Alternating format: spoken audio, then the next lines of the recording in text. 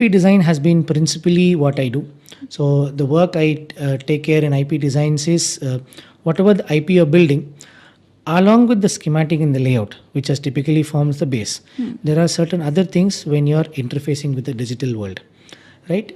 So you have an interface, then you have timing information, then you have the boundary information, which is called the LEF. Right. Then you have the physical information, which is the GDS2 or OAS, and then you have the reliability information where you do you check what is your RV content, what is your timing, EM, IR, all of these. So this entire thing put together becomes a package, and this package is what we do as an IP delivery.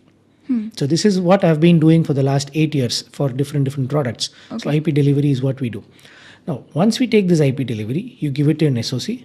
Your SOC integrates all of them and then tapes it out. And when it comes back, that is where you work on your post-silicon work. So we work with the post-silicon team to help give all the input details that they need, which they measure and give it back to us.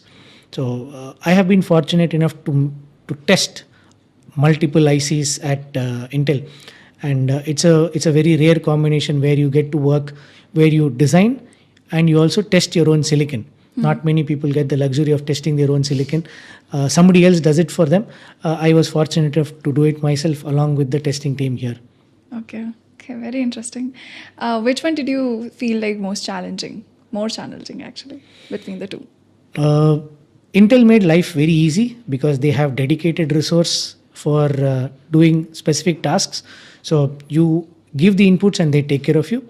The most challenging ones were the ones I did during my PhD, where along with designing a circuit, you design your own PCBs, you build your own packages, you design them, you integrate them, and then you test your own, spending multiple nights where you do that. So that was more challenging, but you get to directly test your own silicon.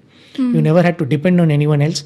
Here you have dedicated teams that you can help in the Intel or in the corporates that are there. I think most corporates follow a similar matter.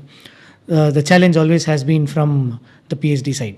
Okay. You get to do your own silicon. It's a lot of fun. By scratch, everything. By scratch. And that has been most challenging, most rewarding, and most educational also. Yeah, definitely learn a lot when you do everything by scratch. So here the luxury that you get is you get packaged devices. Everything is done, put on a platform, and you test it. But during our PhD, we have the unique ability of doing